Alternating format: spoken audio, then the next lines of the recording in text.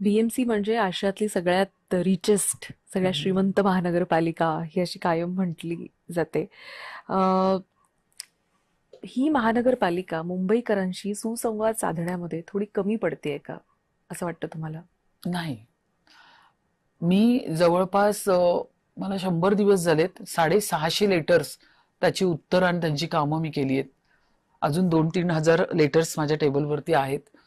मी महापौर झाल्यानंतर कमीत कमी रोज दिवसाला 100-150 लोक मला भेटायला येतात आहे. सगळ्यांना मी तिथे सांगून ठेवलंय, हे दरवाजे ओपन असतील, इथे अपॉइंटमेंटची गरज नाही, डायरेक्ट मुंबईकर आतमध्ये येणार. आणि प्रत्येकाला मी सांगितलंय की तुम्ही कुठलाही इन्फ्लुएन्स घ्यायचा नाही माझ्याकडे यायला. मी आहे तिथे आणि मी जवळपास 8-8, 9-9 तास काम करते.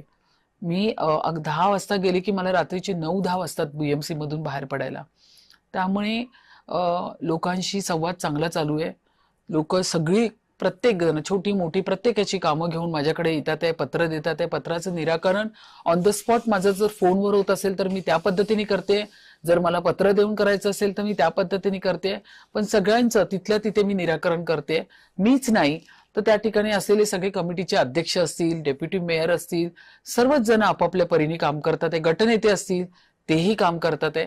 आणि दुसरं म्हणजे संवाद, आमच्या राजकीय भाषेत जर असं म्हटलं तर वावगं ठरणार नाही की आम्हाला बोलावं लागतंच. राजकारणामध्ये जो थांबला तो संपला. त्यामुळे संवाद हा आम्ही थांबवू शकत नाही.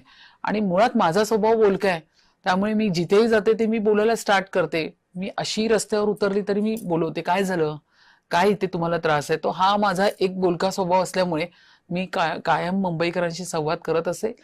तुमच्या चॅनलच्या माध्यमातून मी बोलते की मुंबईकरांनी माझ्याबरोबर कायम संवाद करावा. मला असं वाटतं या माध्यमातून देखील हा थेट संवाद होतोय, हो. ज्याच्यामध्ये मुंबईकरांच्याच मनातले प्रश्न आहेत, ज्यांची उत्तरं तुमच्याकडून घेण्याचा मी प्रयत्न येस. करतोय.